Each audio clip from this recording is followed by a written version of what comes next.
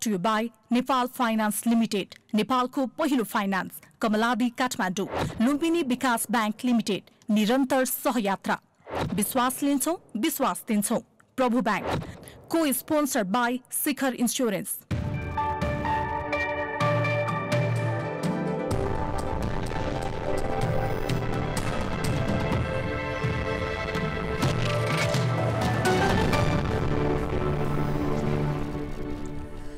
दर्शक नमस्कार।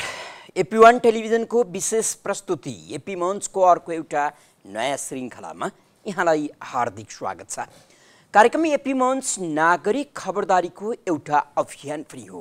हामीले यो कार्यक्रमका माध्यमबाट नागरिकको आवाजलाई मुखर गर्दै आइराखेका छौं भने सरकार र सरकार सम्बद्ध निकायहरूका काम कारबाहीलाई तीखो ढङ्गबाट हेर्दै पनि आइराखेका छौं।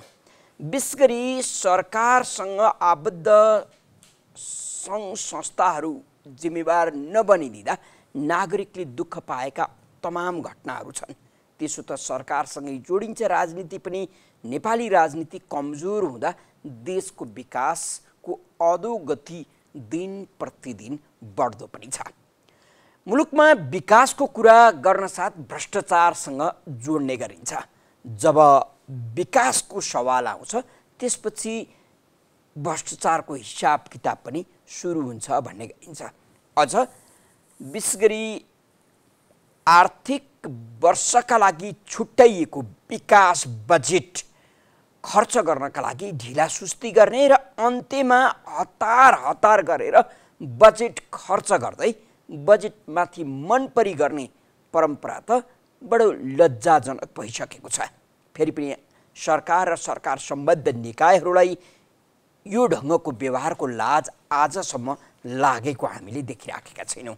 अहिले असारको अवस्था अथवा समय छ। यति बेला विभिन्न ठाउँमा विकास निर्माणका कामहरू भइराखेका छन्।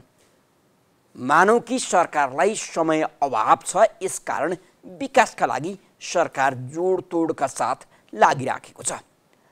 बितेका 10-11 महिना चुपचाप बस्ने, जब आर्थिक वर्ष सिद्धिन थाल्छ त्यसपछि बजेट खर्च गर्नका लागि रात दिन काम गर्ने परिपाटीले न त विकास राम्रो भयो न त बजेटको जोहो गर्ने अथवा बजेटको अनुशासन कायम गर्ने कर्म नै भयो।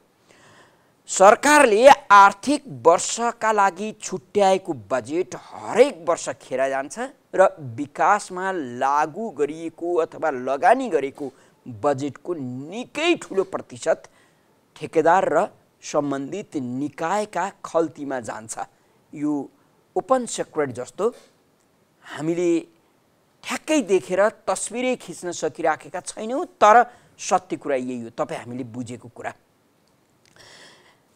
असार लाग्न साथ सरकारले विकासका लागि निकै ठुलो धनराशि खर्च गर्छ। त्यही धनराशि समय हुँदा खर्च गरिदिने हो भने विकास पनि राम्रो हुने, विकास पनि नागरिकले खोजेको जस्तो हुने, मापदण्ड अनुसारका निर्माणहरू बन्ने गर्थे। तर जब असार लाग्छ, झरी लाग्छ, त्यही झरीका बिचमा गरिने विकास टालटुले ढङ्गका र मिलीभगतमा गरिने निर्णयहरूको प्रभाव त्यहाँ देखिन्छ। आर्थिक वर्ष 2077-78 को 11 महिनासम्ममा जम्मा 40% विकास बजेटको खर्च भएको तथ्याङ्कले देखाएको छ। यसले पनि के देखाउँछ भने यो बितेका अरू 9-10 महिना सरकार किन चुप लाग्यो र किन असारमै विकासका लागि यसरी मरिहत्ते गरिराखेको छ। त्यसो त यो कुनै नयाँ नौलो विषय होइन। नेपालीले भोग्दै आएको निकै पुरानो संस्कार र संस्कृतिको एउटा रोग पनि हो।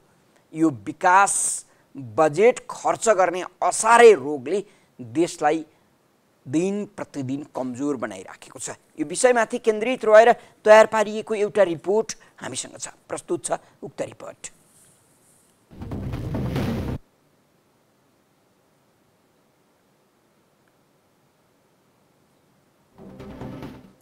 हरेक वर्ष विकास बजेट खर्च गर्नै नसकेर सधैँ आलोचना खेप्न विवश सरकारले यस आर्थिक वर्षको विकास बजेट पनि खर्च गर्न सकेन। चालु खर्च मनज्ञ गरेको सरकारले विकास निर्माणको काममा तीव्रता दिन नसक्दा तोकिएको बजेट खेर जाने र विकासको काममा ढिलो हुने एउटा रोग जस्तै बनेको छ, जुन रोगबाट प्रधानमन्त्री केपी शर्मा ओलीको सरकार पनि अछुतो बन्न सकेन। यो सरकारको हाम्रो संयन्त्रको क्षमता करिब 10 देखि 11-12 खर्बभन्दा खर्च गर्ने क्षमता रहन्छ। हामीले 3 वर्षको हेऱ्यौँ, सरकारले 3 वर्षमा औसतमा 10 खर्ब प्लस माइनस 2 खर्ब मात्रै खर्च गरेको छ। त्यसको मतलब बजेट ठुलो ल्याएर काम छैन। बजेट ठुलो ल्याउनु भनेको तपाईँले आफूले फजुल खर्च गर्नलाई रकम बढाउँदै हुनुहुन्छ। मैले अघि नै भने, जब बजेटको आकार बढ्दै जान्छ त्यो प्रतिशतमा पुँजीगत खर्च पनि त बढ्दै जानुपर्ने। यो सरकारले त 3 वर्षमा त झन् पुँजीगत खर्च घटाउँदै गएको छ। यसको मतलब के हो भने तपाईँले यता संरचना सुधार गर्ने, पुँजीगत खर्च गर्नलाई समस्याहरूको सम्बोधन गर्ने, त्यति मात्रै होइन, तपाईँ मन्त्रीको काम गर्ने शैलीदेखि लिएर हाम्रो निजी क्षेत्रको काम गर्ने शैली र मन्त्रालयको संरचनादेखि लिएर निजी क्षेत्रको संरचनाको क्षमता अभिवृद्धि, निजी क्षेत्रलाई आवश्यक पर्ने जनशक्तिको उत्पादन, होइन, अब निर्माण सामग्रीको सहजता लगायतका कुराहरूमा र अन्तर्मन्त्रालय सम्बन्ध तपाईले चाहिँ भौतिक पूर्वाधार मन्त्रालय मात्रै गरेर हुन्न। त्यहाँ विद्युत प्राधिकरणसित हुन्छ कुनै समस्या, कुनै वन मन्त्रालयसित सम्बन्ध हुन्छ, कुनै भूमि सुधार मन्त्रालयसित हुन्छ, कुनै गृह मन्त्रालयसित सम्बन्ध हुन्छ। ती मन्त्रालय बीचको जुन समन्वय गर्ने चाहिँ एउटा हाम्रो संस्कार हो, त्यसमा पनि हामीले सुधार ल्याउन सकेनौँ। हामीले आश गरेका थियौँ। फेरि पनि म भन्छु, यो जब बलियो सरकार आएपछि यी समस्याहरू, यी मुद्दाहरूलाई सम्बोधन गरेर आगामी दिनमा विकास खर्च बढ्छ, विकास खर्च बजेट बढ्छ र विकास खर्च बढ्छ, त्यसले गर्दा रोजगारीका अवसरहरू पनि सिर्जना हुन्छन् र देशमा पनि पूर्वाधारको विकास हुन्छ भन्ने हामीले जुन आश गरेका थियौँ, त्यो आश चाहिँ निराशामा चाहिँ बदलियो। आर्थिक वर्ष 2077-78 को 11 महिनामा जम्मा 40% विकास खर्च भएको छ।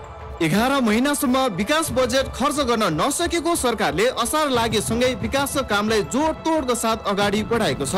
यो परम्परा जस्तै बनेको छ, जसलाई जनताले कमिसनका लागि गरिने असारे बजेटका नामबाट बुझ्ने र आलोचना गर्ने गर्छन्। ओली सरकार पनि दैनिक 1 अर्ब बढी खर्च गरी असारे भेलमा जथाभावी बजेटको खोलो बगाउने मेसोमा लागेको छ। आर्थिक वर्ष 2077-78 को बजेट मार्फत 3 खर्ब 52 अर्ब 91 हजार रुपैयाँ विकास खर्च विनियोजन गरेको सरकारले आइतबार दिउँसोसम्म 1 खर्ब 56 अर्ब 66 लाख रुपैयाँ खर्च गरेको महालेखा नियन्त्रण कार्यालयको तथ्याङ्कले देखाउँछ। यो भनेको 44.39% हो। तर सरकारी तलबभन्दा खुवाउन 9 खर्ब 48 अर्ब छुट्याएको मध्ये 7 खर्ब 30 अर्ब रुपैयाँ खर्च भइसकेको छ। प्रधानमन्त्री ओलीले विरोधका लागि विरोध गर्नेहरूले मात्रै सरकारले गरेको विकास निर्माणको काम नदेखिएको बताउने गरेका छन्। तर तथ्याङ्कले प्रधानमन्त्रीको विकास दाबीलाई गफमा परिणत गरिदिएको छ।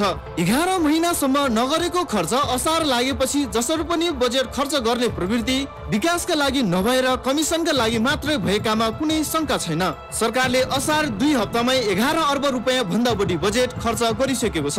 यसरी गरेको खर्चको प्रतिफल भने टिकाउ हुँदैन। तर सञ्चालित आयोजनाहरूको भुक्तानी असारमा बढी हुने भएकाले अन्य महिनामा खर्च कम र असारमा बढी देखिएको सरकारी अधिकारी बताउँछन्। विषम परिस्थितिले गर्दा हाम्रो सबै कार्यक्रमहरू कार्यान्वयन सहज रूपमा हुन नसकिरहेको अवस्था छ। तर पनि अब यो आर्थिक क्रियाकलाप अथवा आर्थिक व्यवस्थापनको पाटोमा हामी चाहिँ अलिकति कम्फोर्ट जोनमै छौँ, किनभने हाम्रो राजस्व लगायतको अन्य रकमहरू सरकारलाई चाहिँ कुनै अभाव छैन। राजस्व पनि पर्याप्त छ र सरकारको ट्रेजरीमा पनि हाम्रो पर्याप्त रकमहरू रहेकै छ। र अब यो जुन अब आर्थिक वर्षको अन्तिम महिनामा हामी अहिले चलिरहेका छौँ र यो सामान्यतया अरू महिनाहरूमा भन्दा यो महिनामा अलिकति खर्च पनि बढी हुने र अब बाँकी रहेको हाम्रो राजस्वहरू पनि असुल गर्ने हो। र अब आशा गरौँ हाम्रो यो विषम परिस्थिति पनि अलिकति नियन्त्रण उन्मुख भएको हिसाबले खर्च र आम्दानी दुवै चाहिँ सहज रूपमा अगाडि बढ्नेछ। विकासप्रति समर्पित भएर समयमै काम गर्ने हो भने विनियोजन गरेको वार्षिक विकास बजेट खर्च गर्न ठूलो समस्या थिएन। विकासका लागि असार पर्खिएर बस्ने परम्परालाई धान्ने गलत प्रवृत्तिका कारण हरेक वर्ष विकासको ठूलो बजेटमाथि चलखेल हुने र फ्रिज हुने गरेको छ। अझ अध्ययन नगरिएको पूर्व तयारी बिनाको आयोजनामा बजेट विनियोजन गर्नु, क्षमताहीन ठेकेदारले टेन्डर पारिदिनु जस्ता अपराध कर्मले पनि वार्षिक विकास बजेट खेर गइरहेको छ। प्रशासनिक झन्झट छन्, प्रक्रियागत झन्झट छन्, नीतिगत झन्झट छन्, कानुनका झन्झट छन्, त्यसलाई आवश्यक चाहिने जनशक्तिको झन्झट छ, त्यसको संरचनाको झन्झट छ, त्यसको मोडालिटीको पनि कुनै कुनै बेला चाहिँ समस्या छ। ती कुराहरूलाई सम्बोधन नगरिकन बजेट हरेक वर्ष बजेट ल्याउने, रकम उल्लेख गर्ने, त्यस कारणले यो बजेटहरू खर्च हुन नसकेको। अर्को दुःख लाग्दो के छ भने तपाईँले अहिलेसम्म 43% बजेट पनि पुँजीगत बजेट खर्च हुन पाएको छैन। जबकि हामीले गएको 3 वर्षको हेऱ्यौँ भने गत साल 408 अर्ब रुपियाँ पुँजीगत खर्च थियो, बजेट थियो। अहिले यो रनिङमा चाहिँ 352 अर्ब पुँजीगत बजेट थियो। अब आगामी वर्षमा उहाँहरूले अझ घटाएर 347 अर्ब गर्नुभएको छ। जबकि तपाईँको बजेटको आकार बढिरहेको छ। यसले के देखाउँछ भने जुनसुकै सरकार आए पनि, जुनसुकै मन्त्री आए पनि, जुनसुकै सरकारी संयन्त्र परिचालन गरे पनि जबसम्म हामीले बेहोरेका अप्ठ्यारा छन्, प्रक्रियागत अप्ठ्यारा, अघि नै मैले भने ती अप्ठ्याराहरूलाई सम्बोधन गरिन्न, तबसम्म चाहिँ बजेट खर्च चाहिँ हुँदैन। प्रतिनिधि सभाको अर्थ समितिले मङ्सिर महिनाभित्र ठेक्का सम्झौता गरी दोस्रो चौमाससम्म 60% र जेठ मसान्तसम्म 90% खर्च गर्ने निर्देशन दिएको थियो। विकास बजेट खर्च नहुने समस्याको चाङ सरकारले थाहा नभएको पनि होइन, तर सरकारले नै कानुनको पालना नगर्दा विकास बजेटको खर्चको पारदर्शिता बन्न सकेको छैन। तिरुनी इन्टरनेसनल एयरपोर्ट एकचोटि निर्माण हुँदाखेरि निर्माण सामग्री नभएर ढिला भयो। अहिले निजगढ हाम्रो वातावरणीय पक्षको कारण ढिलाइ भयो। हाम्रो भैरवा एयरपोर्ट लगायत अन्य कुरा पनि कुनै बेला चाहिँ जग्गा अधिग्रहण नगर्नाले ढिलाइ भयो। हुलाकी राजमार्ग पनि जग्गा अधिग्रहण गर्नाले ढिलाइ भयो। जबकि हामीलाई यी समस्याहरूको चाङ थाहा छ, राष्ट्रिय योजना आयोगले अध्ययन पनि गरेको छ। ती कुराहरूलाई हरेक आयोजनालाई एउटा प्रधानमन्त्री अन्तर्गत हुन्छ अथवा राष्ट्रिय योजना आयोग अन्तर्गत हुन्छ राखेर हरेक ठुला प्रोजेक्टहरू जुन राष्ट्रिय गौरवका प्रोजेक्ट अथवा देशको लागि उत्पादन बढाउने, निजी क्षेत्रको लगानी गर्ने, सामाजिक सुरक्षा दिने अथवा रोजगारीका अवसर बढाउने जुन पनि एउटा रणनीतिक खालका आयोजनाहरू, योजनाहरू, परियोजनाहरू छन्, तिनीहरूको कार्यान्वयनमा कहाँनिर समस्या भयो र त्यो समस्या फुकाउनुको लागि के गर्नुपर्छ भन्ने किसिमको एउटा कार्यदल बनाएर काम गर्ने संस्कारै बसेन। र यो के हो भने एउटा त बजेट बनाउने प्रक्रियामै त्रुटि हो, एउटा संयन्त्रको क्षमता बढाउन नसकेको त्रुटि हो, एउटा चाहिँ हामी कता कता अल्मलियौँ त्यो चाहिँ मैले अघि नै जुन एउटा लिस्ट आउट गरेँ ती कुराहरूलाई सम्बोधन नगर्ने भने आगामी दिनमा मन्त्री भएर आएर ठुला योजना बनाएर उद्घोष गरेर त्यसमा बजेटमा राख्दैमा त्यो कार्यान्वयन हुन्छ भन्ने चाहिँ छैन। 3 आर्थिक वर्ष यता बजेटको आकार बढ्दा एकातिर विकास बजेट घट्दै गएको देखिन्छ भने अर्कोतिर छुट्याएको विकास रकम नै खर्च भइरहेको छैन। अझ आगामी आर्थिक वर्षको 16 खर्ब 47 अर्बको बजेटमा 3 खर्ब 47 अर्ब मात्रै विकास बजेट छुट्याएको छ, जसमा 5 खर्ब रुपियाँ भन्दा बढी ऋण लिने भनेको छ। विकासमा खर्च नहुने अनि तलब भत्ता खुवाउन पनि ऋण लिनुपर्ने अवस्था हुनु पक्कै पनि अर्थतन्त्रका लागि राम्रो संकेत होइन। तर कुनै पनि सरकार विकास र देशको अर्थतन्त्र प्रति कुनै सचेत छैनन्। उनीहरूको सचेतना त असारे विकासमा केन्द्रित छ।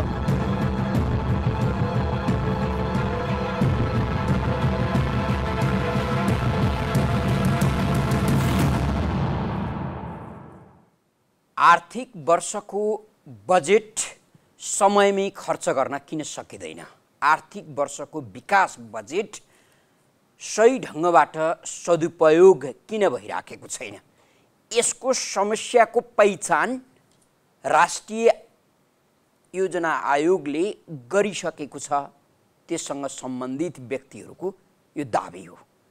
फेरि पनि विकास बजेट कार्यान्वयनका लागि अनेकन उल्झनहरू छन्, नीति नियमहरू नै बाधक छन् भन्ने कुरो हाम्रा राजनीतिक दल र सरकार चलाउनेहरूलाई थाहा छ।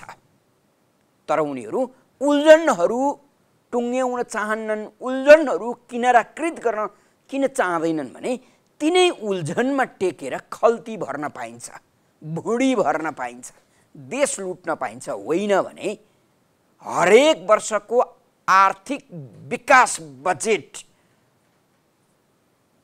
माथि एक किसिमको निर्मम चलखेल हुन्छ। एकै दिन 1 खर्ब 51 अर्बको विकास भएका दृष्टान्तहरू पनि छन्। त्यस्तो विकास कस्तो होला हामी आफै आकलन गर्न सक्छौँ। यसकारण आर्थिक वर्षको विकास बजेटको सही सदुपयोग गर्नका लागि सरकारले अब पनि नसोच्ने हो र विशेष गरी राजनीतिक दलहरू सचेत नहुने हो भने नेपालमा विकास बजेट माथिको लुट रोकिनेवाला छैन र विकास देखावटीका लागि र विकास अत्यन्तै कमजोर हुने कुरामा दुई मत पनि छैन। कार्यक्रम एपी मञ्चमा हुन्छ। यो कार्यक्रममा हामीले तपाईँ दर्शकवृन्दलाई आह्वान गर्ने गर्छौँ र विशेष गरी तपाईँको सहभागितालाई जोड दिने गर्छौँ। तपाईँ कार्यक्रममा सहभागी हुन चाहनुहुन्छ भने 4 26 36 77 फोन गर्न सक्नुहुनेछ। कार्यक्रममा अहिलेलाई भने छोटो व्यावसायिक विश्राम लिन्छौँ र त्यसपछि तपाईसँग जोडिनेछौँ।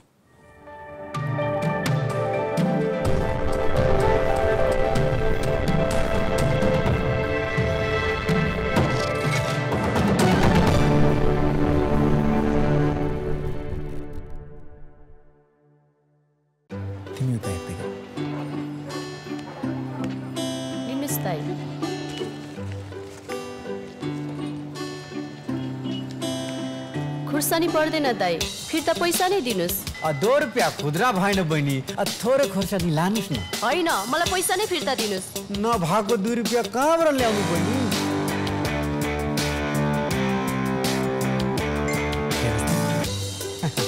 2 रुपियाँको लागि किन रिसाउनु? प्रभु बैंकको क्युआर कोड छँदैछ त। स्मार्ट मान्छे, स्मार्ट तरिका। प्रभु बैंकको मोबाइल ब्याङ्किङ। प्रभु bank, a reason for your success. शिखर स्वास्थ्य बीमा 1000 भन्दा बढी प्रकारका रोगहरूको उपचार खर्च समेटिएको, बिना झन्झट 100% भुक्तानी र नगद रहित उपचार।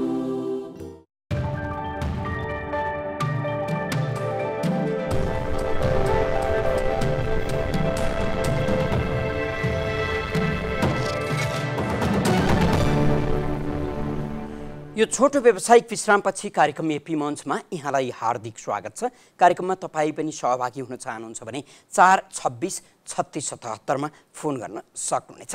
विशेष गरी मुलुकमा बढ्दो अनियमितता, बढ्दो भ्रष्टाचार र बढ्दो अव्यवहारिकपनलाई चिर्नका लागि पनि नागरिक खबरदारी आवश्यक छ। नागरिक आवाज जबसम्म बलियो हुँदैन र सुनिँदैन तबसम्म मुलुकका राजनीतिक, सामाजिक अनि सांस्कृतिक विकृतिहरू अन्त्य हुने सम्भावना रहने छैन। यसकारण पनि नागरिकको सक्रियता बढ्न जरुरी छ कि मुलुकको राजनीति ठिक ठाउँमा ल्याउनका लागि। मुलुकको राजनीति कुर्सीका लागि मात्रै केन्द्रित भइदिएका कारण विकास बजेट सधैँ कमजोर हुने, विकास बजेटमाथि सधैँ राइदलो गर्ने प्रवृत्ति झनपछि झन झाङ्गिँदो छ, झनपछि झन हावी हुँदैछ। यसमाथि पनि विशेष गरी कानुनको अभाव देखाउने र समस्या पहिचान भइकन पनि समस्यालाई सम्बोधन गर्न नचाहने राजनीतिक वृत्तको उदासीनता अझ अर्को डरलाग्दो छ। हामी आज विकास बजेट खर्च नहुनुको कारण र असार लागेपछि एकै दिन विकास बजेट निकै खर्च गर्नु को कारणमाथि केन्द्रित रहेर एउटा सामग्री तपाईलाई प्रस्तुत गर्यौं। यो विषय उठान गरिराखेका छौं। 4 26 36 77 मा तपाईले फोन गर्न सक्नुहुनेछ। विशेष गरी तपाईको आवाजलाई घनीभूत पार्ने, तपाईको आवाजलाई अझ बढी बलियो बनाउने प्रयास हामीले गरिराखेका छौं। टेलिफोन सम्पर्कमा कोही दर्शक हुनुहुन्छ, उहाँलाई स्वागत गरौँ। कहाँबाट को बोल्दै हुनुहुन्छ? नमस्कार सर, म वीरगढबाट कृष्ण कुमार कुर्मी। हजुर कृष्णजी भन्नुहोस् त। म एउटा अख्तियार दुरुपयोग अनुसन्धान आयोग काठमाडौँमा हजुर दरखास्त दिएको छु। त्यसमा मालपोत कार्यालय पर्सा अनि नापी कार्यालय पर्सा अनि युनाइटेड लोजिस्टिक नेपाल प्रालीका अध्यक्ष अनुज अग्रवाल अनि सञ्चालकमा त्यही कम्पनीका विवेक अग्रवाल। अनि उहाँले के गर्नु हो कि 3 बिघा 1 कट्ठा 10 दूर जग्गामा पहिला खरिद गर्ने मान्छे वार्ड नम्बर 7 लालपार्साको अनि 2 बिघा 1 कट्ठा 6 दूर जग्गा किन्नु हो युनाइटेड लोजिस्टिकले। हेलो हजुर हजुर सुनिँदैछ, भन्नुहोस् न। अनि फेरि त्यही जग्गा शिवम प्रोपर्टीले पहिला किन्यो। शिवम प्रोपर्टी ट्रेडर्स प्राली वीरगञ्जले नै किताकाट गराएर त्यही किताकाट भएको जग्गा फेरि युनाइटेड लोजिस्टिक काठमाडौँले चाहिने 74 8 27 मा किन्यो। अनि किनेपछि उहाँ हालसाबिक पहिला नै भइसकेको थियो, सिएम प्रोपर्टीले नै हालसाबिक गराइसकेको थियो, यहाँ नयाँ नापी भइसकेको छ। अनि त्यो गराइसकेपछि उहाँले फेरि हालसाबिक गराउन अर्को निवेदन दिनुभयो। अनि त्यसमा 2 कट्ठा जग्गा चाहिने, 2 कट्ठा बढी जग्गा उहाँ चाहिने, नदीको छेउमा भएकोले भनेको सार्वजनिक 2 कट्ठा जमिन उहाँले हजुर हजुर हालसाबिक गरेर निजी गराउनु भयो, पूर्जा बनाइलिनु भयो।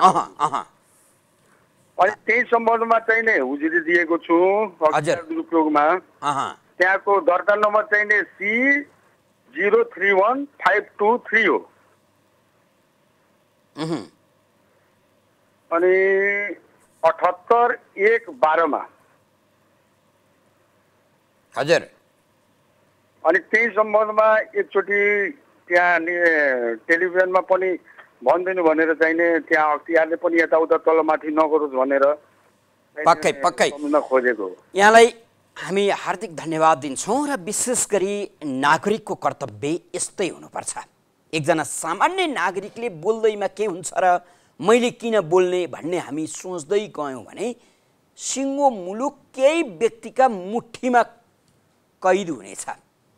कृष्ण कुमारजीले जुन किसिमबाट सक्रियता जनाइदिनु भएको छ, सार्वजनिक जमिन हडप्नका लागि गरिएको हरकतमाथि उहाँले खबरदारी गर्दै अख्तियार दुरुपयोग अनुसन्धानको ढोका ढकेको हुनुभएको छ।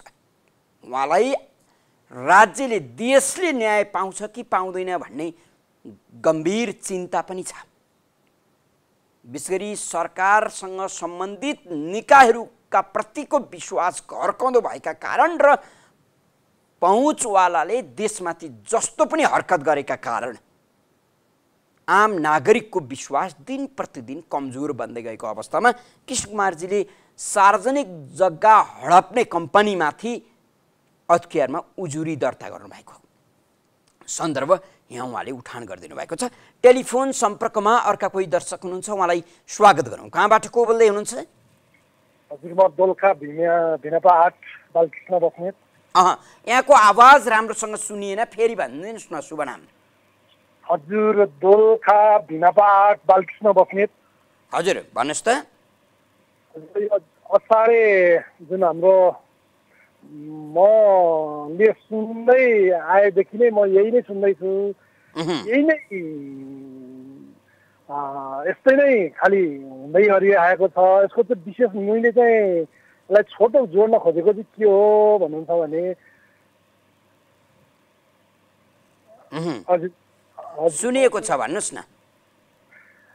यो जुन हामीले चाहिँ प्रमुख कुरा हामीले छनौट गर्ने बेलामा हाम्रो यो जुन यो भोट गर्ने बेलामा हामी जुन जनता भन्ने मान्छेले सही छनौट गरेर पार्टी यो त्यो भन्नुभन्दा पनि सही छनौट गरेर जबसम्म हामीले भोट हाल्दैनौँ तबसम्म यो हाम्रो समस्या यो पक्का पनि यही रहिरहन्छ जस्तो मेरो मनले चाहिँ फिल गरिरहेको छ। हजुर पक्कै पक्कै पनि बालकृष्णजी दोलखाबाट बालकृष्ण बस्नेत हुनुहुन्थ्यो हामीसँग कुरा गर्दै। विशेष गरी असारे विकासका नाममा चर्चित रहेको वार्षिक बजेट सकाउने मेलो, सकाउने बहानामा रातारात पैसा खर्च गर्ने जुन प्रवृत्ति छ त्यसलाई इङ्कित गर्दै बालकृष्णजी भन्दै हुनुहुन्छ कि हामीले सही व्यक्ति पहिचान गर्न सकेनौँ, सही व्यक्तिलाई हामीले चुन्न सकेनौँ र यसकारण यो स्थिति भयो। यो भनिरहँदा हामीले 3 दशक लामो समय यही अन्योलमा बिताइराखेका छौँ। हामीसँग त्यस्ता सही मान्छेहरू किन जन्मिन सकेनन्, किन जन्मिएनन्, यो पनि अर्को दुर्भाग्यको विषय हो। सरकारले 2 हप्तामा 11 अर्ब रुपियाँ खर्च गरेको छ, यही असारको 2 हप्तामा। यो तथ्याङ्क 1 हप्ता अगाडिको हो, अझ यो बिचमा अरू थपिएको होला। भनेको हाम्रो सरकार असारमा विकास गर्न किन यति मरिहत्ते गर्छ र अरू महिना किन चुपचाप सुत्छ, यसका पछाडिको कारण के हो, यो चाहिँ बडो गम्भीर छ। अघि राष्ट्रिय योजना आयोगका पूर्व उपाध्यक्ष डाक्टर गोविन्द पोखरेल भन्दै हुनुहुन्थ्यो पहिचान आयोगले पत्ता लगाइसकेको छ, तर फेरि पनि पहिचानलाई सम्बोधन गर्ने काममा सरकार र राजनीतिक दलहरू सक्रिय नभएको गुनासो गर्दै हुनुहुन्थ्यो। हामीसँग फेरि पनि टेलिफोन सम्पर्कमा कोही दर्शक हुनुहुन्छ, उहाँलाई स्वागत गरौँ। कहाँबाट को बोल्दै हुनुहुन्छ? नमस्कार ठाकुरजी, म गङ्गा प्रसाद शर्मा नेपाली नयाँ। हजुर, गङ्गा प्रसाद शर्मा नेपालजी भन्नुहोस् त। आजको जुन विषय असाध्यै सान्दर्भिक छ। वास्तवमा हिजो पञ्चायतकाल भन्थे, पञ्चायतकालमा पनि यो समयमा ठेक्का गरिसकेपछि त्यसको क्यालेन्डर बनाइसकेपछि असारमा काम गर्न चाहिँ धेरै कडाइ गरेको थियो। यद्यपि काम त हुन्थ्यो, तर अहिले चाहिँ असारमा मात्रै काम हुन्छ। यसले गर्दाखेरि यो यदि विकासै गर्ने हो भनेदेखि जेठदेखि काम गर्नुहुन्न, जेठ असारमा अलिअलि बाँकी काम यदि रहेछ, गर्दै बाँकी रहेछ भनेदेखि मात्रै हो। माघदेखि काम गर्ने सिजन हो हाम्रो। माघदेखि काम गर्दाखेरि कहीँ पनि बाँकी रहँदैन। यो त जनउत्तरदायी नभएर भ्रष्टाचार गर्नलाई र अहिले यो काम गरे जस्तो देखाएर यो काम त तपाईँको कार्तिक मुखीसम्म काम हुन्छ।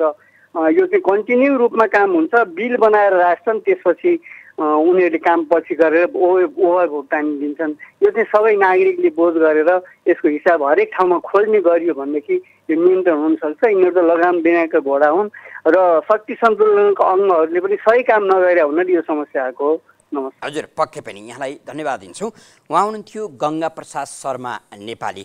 पञ्चायत कालमा समेत असारे विकासलाई निरुत्साहन गरिएको थियो, तर फेरि पनि मुलुकमा बहुदलीय प्रजातन्त्र हुँदै हामी सङ्घीय गणतन्त्रमा आइपुगेका छौँ। तर असारे विकासलाई निरुत्साहन गर्नुको साटो अझ त्यसलाई हाबी गराइएको छ, अझ यसलाई जोड दिएको छ र असार महिनामै सम्पूर्ण बजेट खर्च गर्ने, रातारात निर्माणका काम गर्ने र कमसल निर्माण गर्ने परिपाटीलाई जोड दिएको छ। फेरि पनि टेलिफोन सम्पर्कमा अर्का कोही दर्शक हुनुहुन्छ, उहाँलाई स्वागत गरौँ। को बोल्दै हुनुहुन्छ, कहाँबाट?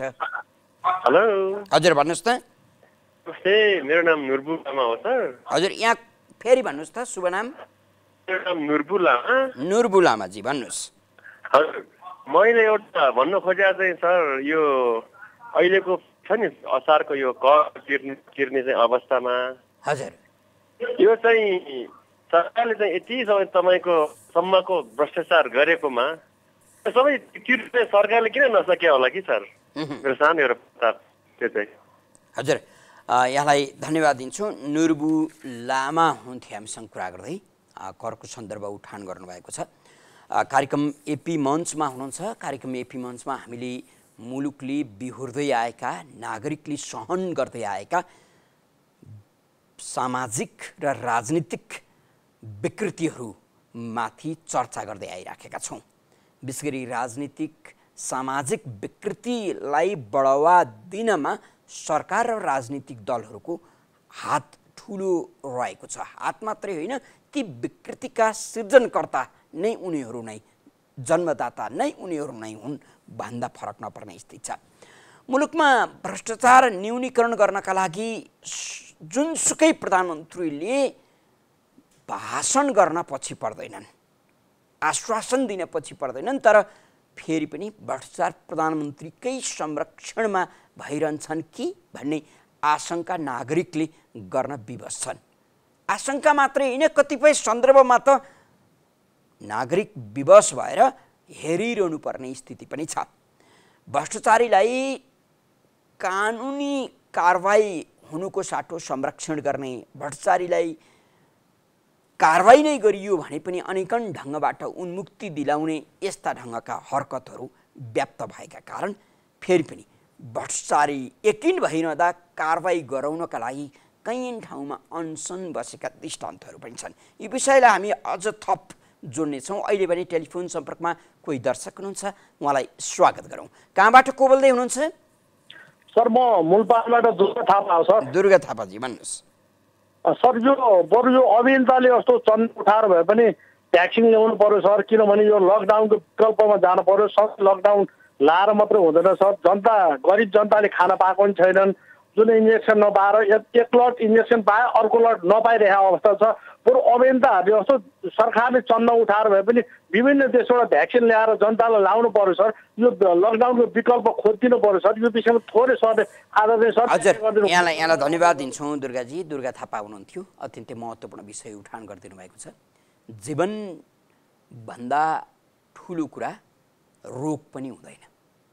रोगले मानिस मर्छ, तर फेरि पनि रोगसँग लड्नका लागि पनि भोकको सम्बोधन गर्न जरुरी छ।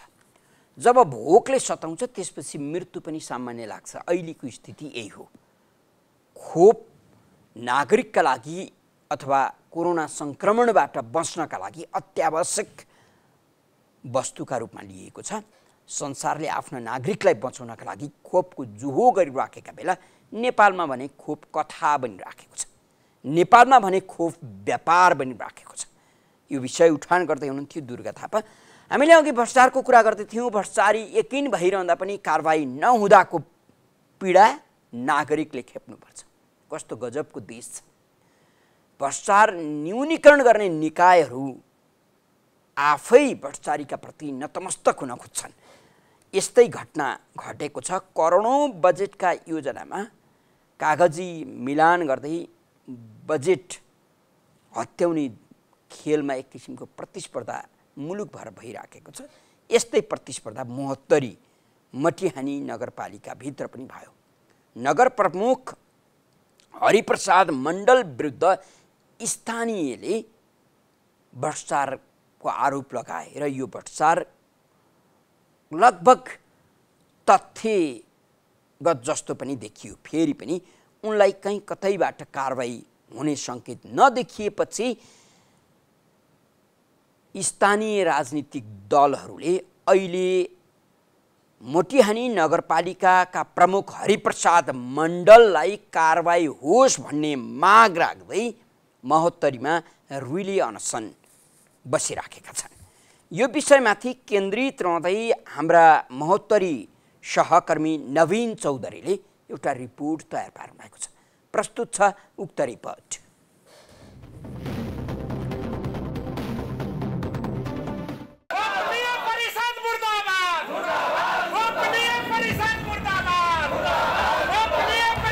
करोडौं बजेटका योजनामा कागजी मिलान गर्दै बजेट हत्याउने खेलमा जनप्रतिनिधि समेतको मिलेमतो देखिएपछि कारबाहीको माग गर्दै महोत्तरी मटिहानीका नगर प्रमुख विरुद्ध स्थानीय बासिन्दा र राजनीतिक दलहरूले रिले अनसन सुरु गरेका छन्। नगर प्रमुख हरिप्रसाद मण्डल विरुद्ध स्थानीय 5 दलका नेताहरू रिले अनसनमा छन्। नगरपालिकामा विद्युतीय उपकरणदेखि ठूला सडकको बजेटमा मेयरले कमिसन नखाई काम नगरेको आरोप अनसनमा बसेका नेताहरूको छ। नगर प्रमुख मण्डलले व्यापक रूपमा भ्रष्टाचार, अनियमितता, स्वेच्छाचारिता, व्यतिथि एवं गोप्य परिषद गरेको आरोप लगाउँदै सोको छानबिन गर्न उच्च स्तरीय समिति गठनको माग गर्दै रिले अनसन सुरु गर्नु परेको उनीहरूको भनाइ छ। मगर मटिहानी नगरपालिका के मेयर और प्रमुख इनको जो भी विरोध किया अभी तक 36 आदमी के साथ हाथ-पात किया है और इनका विकास निर्माण के काम में हम इनको चुनौती देना चाहते हैं कि खासकर मटिहानी में मंच बने और विकास निर्माण के काम पे बहस हो। मैं आपको ये बताना चाहता हूँ मीडिया के द्वारा कि हरिप्रसाद मंडल राजनीतिक व्यक्ति ही नहीं है। अगर राजनीतिक व्यक्ति है तो मैं चुनौती देना चाहता हूं कि आज भी किसी भी पार्टी का सदस्य वो सदस्यता दिखा दे तो मैं राजनीतिक से त्याग दे दूंगा। और ये गैर राजनीतिक कर्मी है। आज तक जो कुछ भी किया ये गैर राजनीतिक कर्मी के तरीका किया। कोई एक विकास निर्माण में संघ सरकार का, प्रदेश सरकार का, स्थानीय सरकार का 3 बजट लेकर के काम चलाकर सिर्फ हरिमंडल एंड कंपनी के तरफ ये नगरपालिका चलाया है। अनसनकारी नेताहरूले मेयर मण्डलले नगरपालिकामा कम्प्युटर, बिजुली बत्ती तथा सोलर खरिदमा व्यापक अनियमितता गरेको, सडक, मन्दिर, मस्जिद लगायत अन्य भौतिक संरचना निर्माणमा चरम भ्रष्टाचार गरेको, नगरपालिकामा करार सेवामा 18 जना स्वास्थ्यकर्मी कुनै पनि प्रक्रिया पूरा नगरी आफ्ना आसेपासेहरूलाई नियुक्त गरेको, आफ्नो अघि पछि घुम्ने केटाहरूलाई नगरपालिकाबाट तलब खुवाउने गरेको, नगर क्षेत्रमा 1.5 करोड रुपैयाँ लागतमा खानेपानी योजना सञ्चालन गरेर आफ्ना आसेपासेहरूलाई मात्र खानेपानी पाइप बाँडेको, नगर क्षेत्रमा सञ्चालन हुने विकासका कामहरूका लागि नाम मात्रको नक्कली उपभोक्ता समिति बनाएर वडा सचिव र इन्जिनियरद्वारा नै योजना सञ्चालन गरेको, कर्मचारी र उपभोक्ता समितिको मिलेमतोमा बजेट हिनामिना गरेको, त्यस्तै सार्वजनिक रूपमा नगरपालिका कार्यालय परिसरमा गरिनुपर्ने नगरसभा कार्यालय भन्दा 5 किलोमिटर टाढा वडा नम्बर 8 स्थित राष्ट्रिय संस्कृत माध्यमिक विद्यालयको सभा हलमा सुरक्षा घेराभित्र गोप्य रूपमा 7औं नगरसभा गरेको लगायतका आरोपहरू लगाउँदै आएका छन्। उनीहरूले यी सबै अनियमितताको छानबिन नगरेसम्म रिले अनसन जारी राख्ने बताएका छन्। आंदोलन करते रहेंगे और जनता को हक हित के लिए हम लोग हमेशा अधिकार बढ़ेंगे। और ये सर्वदलीय पार्टी अठोट देता है कि जब तक वास्तविक छानबीन नहीं होगा, वास्तविक कार्रवाई नहीं होगी, जबकि हमको लगता है करोड़ों करोड़ का भ्रष्टाचार है। उपभोक्ता समिति के नाम पर कुछ काम हुआ होगा, अधिकतर 90% आपको भ्रष्टाचार है। सबको नियंत्रण करते हुए और हम लोग का कई साथियों से अनुरोध है कि आप घबराए नहीं, तनाशाही से घबराए। कितने बड़े बड़े तनाशाह खत्म हो गया, इस तनाशाह को बंद करेंगे और अपनी आंदोलन जारी रहेगा। भ्रष्टाचार बन्द गर, तानाशाही बन्द गर, आय व्यय सार्वजनिक गर, गोप्य परिषद खारेज गर जस्ता नारा लगाउँदै नगरपालिकाका कार्यालय पुगेका उनीहरू कोड सभा गर्दै 5 वटै दलबाट एक जना प्रतिनिधि सहभागी हुने गरी 5 जना रिले अनसनमा बसेका हुन्।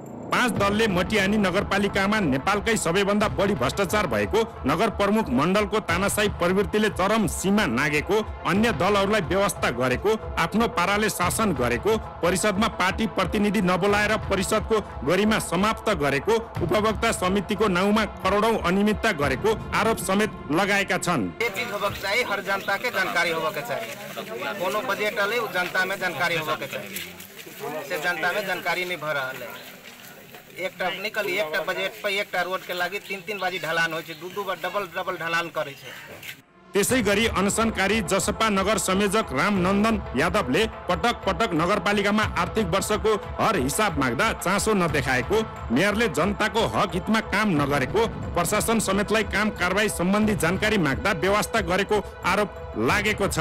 मेयरले एउटै काममा 3 पटक बजेट हालेको, सडकहरू 4 दिनमै भत्किने गरी निर्माण गरेको, एक पटक पछि वृद्ध भत्ता, बालबालिकाको पोषण भत्ता नबाँडेको, मेयर निकटका वडा अध्यक्षहरूले नगरवासीका समस्या समाधानमा राजनीतिक पूर्वाग्रह राखेको बताएका छन्।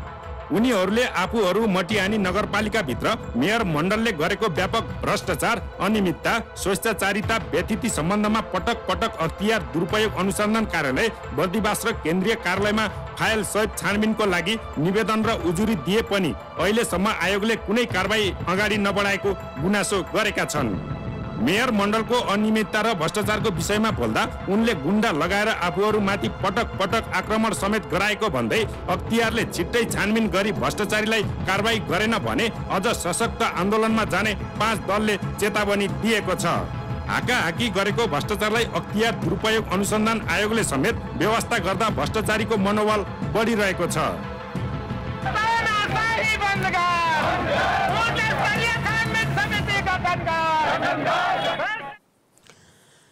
एकजना जनप्रतिनिधिले हाकाहाकी भ्रष्टाचार गर्छन् र उनी भ्रष्टाचारी हुन् भन्दै सम्बन्धित निकायमा कारबाहीका लागि निवेदन दर्ता गरिँदा समेत उनीमाथि कारबाही हुँदैन र कारबाही गराई माग्नका लागि स्थानीय राजनीतिक दलका नेता कार्यकर्ताहरू नाराबाजीमा उत्रनुपर्छ, अनसनमा बस्न बाध्य हुनुपर्छ। यो कस्तो विडम्बना! विशेष गरी जनप्रतिनिधिलाई कहीँ कतैबाट सामान्य मात्रै दोष लाग्छ भने पनि त्यसको निराकरण हुन जरुरी छ। यहाँ त उनी भ्रष्टाचारी हुन् भन्दै अख्तियार दुरुपयोग अनुसन्धान आयोगमा निवेदन पर्यो। अख्तियारले व्यवस्था गरेकै कारण स्थानीय राजनीतिक दलहरू आन्दोलनमा उत्रनु परेको छ र उनीहरू नारा जुलुस गर्दै समय बिताउन बाध्य छन्। बडो गजबको मुलुक बनाएका छौँ हामीले।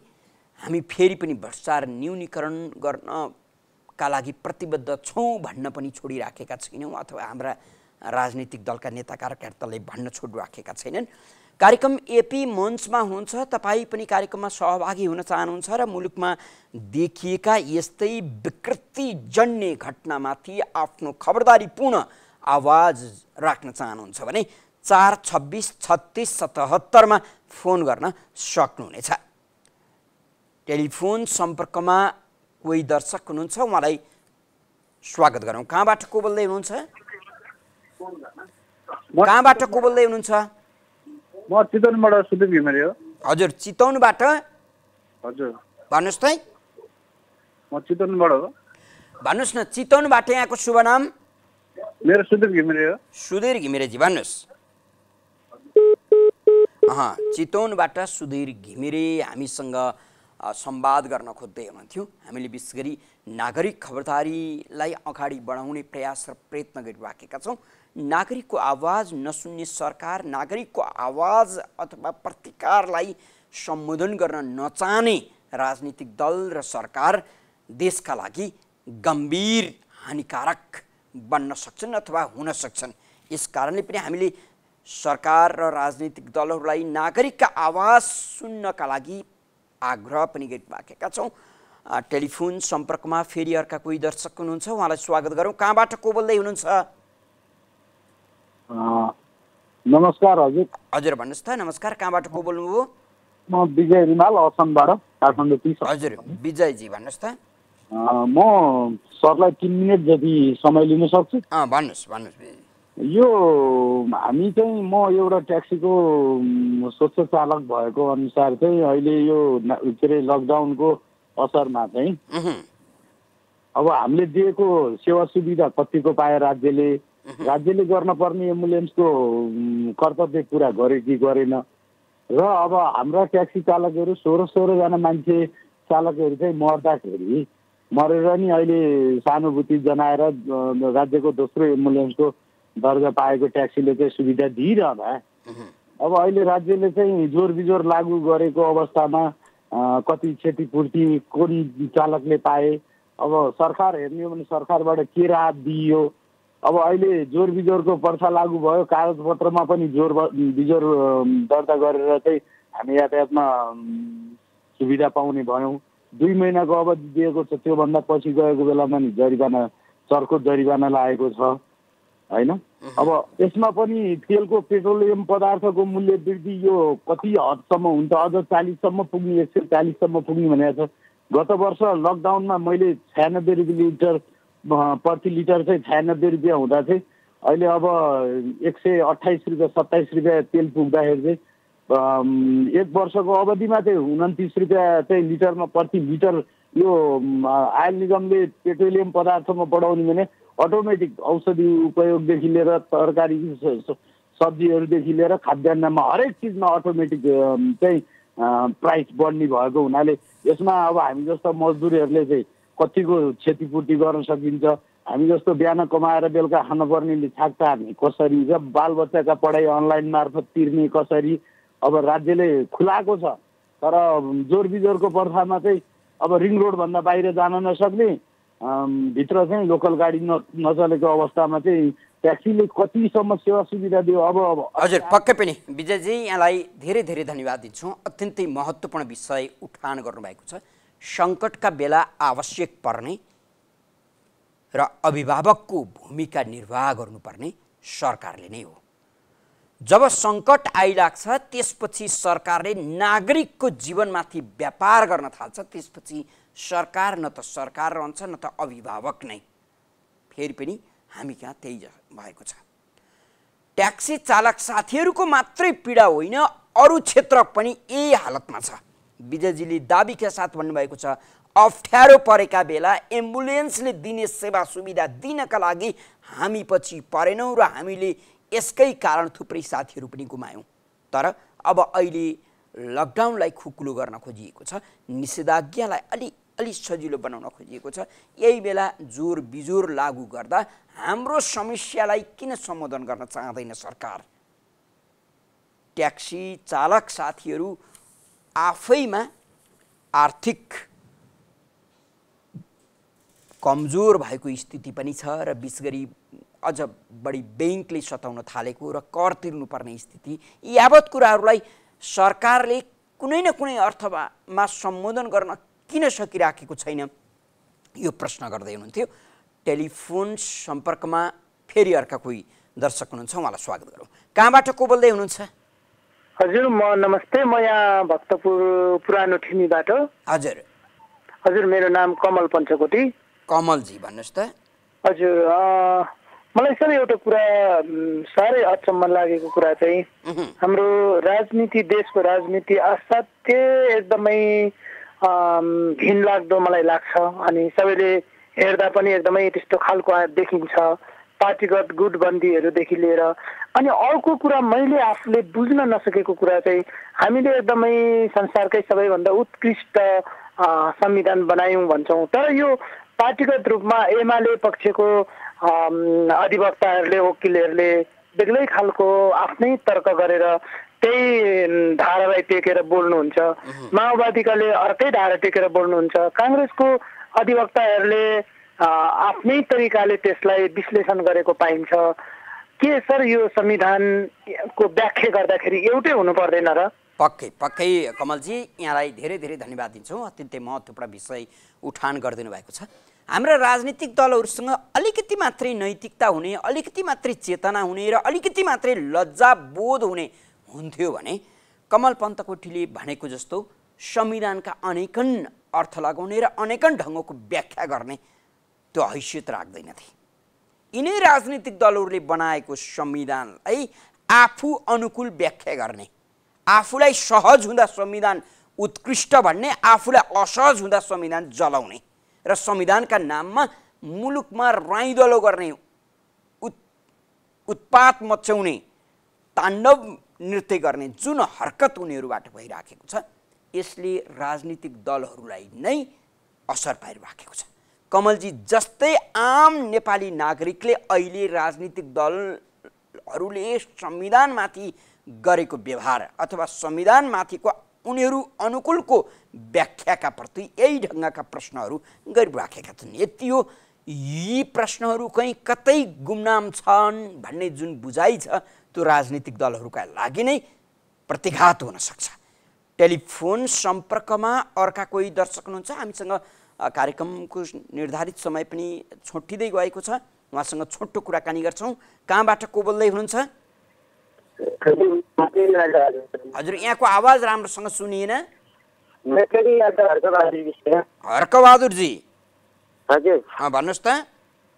म यो अहिलेको सरकारले गरेको नीति नियमप्रति, भ्रष्टाचारप्रति, सरकारले त्यस्तै नीति नियम ल्यायो हो कि या त कर्मचारी ल्यायो कि या त नेताले गरे कि, शिक्षकमाथि हर अनुदानमा हर कार्यक्रमहरूमा भ्रष्टाचार म थाकिसकेँ भन्ने यो गुनासो म। हजुर पक्कै, यहाँलाई धेरै धेरै धन्यवाद दिन्छौँ। हर्कबहादुर विष्ट हुनुहुन्थ्यो। सामान्य नागरिक पनि राज्यका प्रति अविश्वास जागृत गर्दै गरेको अवस्था र सरकारका प्रति दिगदारी पालिराखेको स्थिति छ। यसलाई चिर्नका लागि साँच्चैकै राजनीतिक दलहरूले ठुलो चुनौतीको सामना गर्नुपर्ने स्थिति छ। उनीहरूले आत्मपरीक्षामा उभिन पनि जरुरी छ। नागरिकका यस्ता गुनासाहरूलाई खिसिटिउरी गर्ने र सामान्य सम्झने हो भने मुलुक झन कमजोर हुनेछ। हामीसँग अर्का एकजना दर्शक हुनुहुन्छ, उहाँसँग छोटो कुराकानी गर्छौँ। कहाँबाट को बोल्दै हुनुहुन्छ? म यहाँ चितवनबाट मोहम्मद आलम बोल्दै। हजुर भन्नुहोस् त मोहम्मद आलमजी। हजुर, अनि के हाम्रो यो असाढे जुन विकासको जुन छ नि सर, के भने किनभने कि हाम्रो यो असाढे विकासको हाम्रो वार्डबाट जुन छ नि सुरु हुन्छ, किनभने कि वार्ड अध्यक्षदेखि लिएर सबैले जुन छ कि के होइन असाढमा यो खर्च नगरिकन, किनभने कि हाम्रो ट्याक्सले जुन छ कि यो विकास गर्ने हो के होइन, हाम्रो ट्याक्सले जुन छ कि हाम्रो यो विकास गर्ने हो। तर त्यो नभइकन वार्ड अध्यक्षदेखि लिएर जुन छ कि उहाँहरूले जुन छ कि असाढमा यो खर्च नगरिकन असाढ पछि खर्च गर्यो भने विकास राम्रो पनि हुन्छ, बलियो पनि हुन्छ, हाम्रो फेरि दोहोरिन सकिँदैन के होइन। त्यो भएर किनभने कि हाम्रो वार्डबाट जुन छ कि हामी जनता स्वयं जागरुक हुनुपर्छ। पक्कै, यहाँलाई धन्यवाद दिन्छौँ मोहम्मदजी। मोहम्मद आलम हुनुहुन्थ्यो। विशेष गरी वार्डदेखि नै विकासमाथिको व्यथिति छ। वार्ड कार्यालयबाटै भनेको स्थानीय निकायबाटै यो ढङ्गको हरकत छ। यसलाई चिर्नका लागि तपाईँ हामी नागरिक सतर्क हुन जरुरी छ, तपाईँ हामी सक्रिय हुन जरुरी छ। मोहम्मद आलमजीको यो तर्क थियो। कार्यक्रम एपी मञ्चको आजका लागि निर्धारित समय सकिसकेको छ। कार्यक्रम हेरेर अनि कार्यक्रममा आफ्नो सहभागिता जनाइदिएर साथ दिनुहुने तमाम दर्शकवृन्दलाई धेरै धेरै धन्यवाद दिँदै कार्यक्रमबाट बिदा हुन्छौँ। जय नागरिक।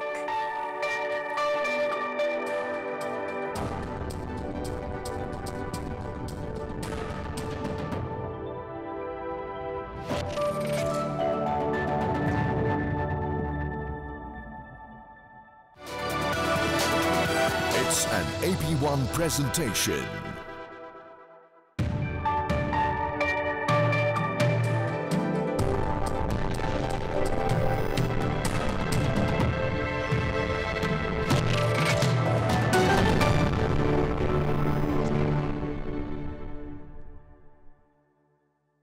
This program is brought to you by Nepal Finance Limited, नेपालको पहिलो फाइनान्स, कमलादी काठमाडौँ, लुम्बिनी विकास बैंक लिमिटेड, निरन्तर